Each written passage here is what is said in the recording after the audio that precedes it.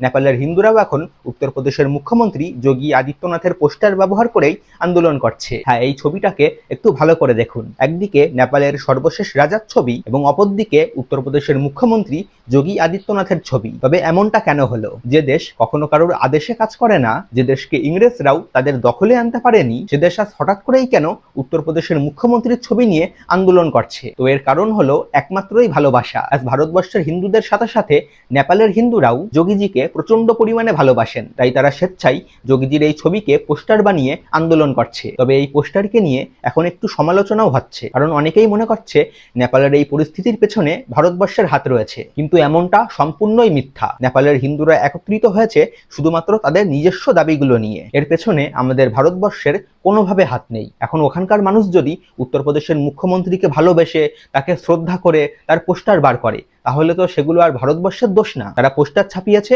সেগুলো তাদের নিজস্ব ইচ্ছা, নিজস্ব চয়েস। এর পেছনে কোনোভাবেই ভারতবর্ষের হাত নেই। এখন সর্বশেষ একটাই কথা বলতে পারি, মোদিজির পর যদি কোনো মানুষ থাকে যাকে কয়েকশো কোটি লোক ভালোবাসে, তাহলে তা উত্তরপ্রদেশের মুখ্যমন্ত্রী যোগী আদিত্যনাথ। এই মানুষটার চর্চা নেপাল, ভারতবর্ষ সহ গোটা পৃথিবীতেই করা হয়।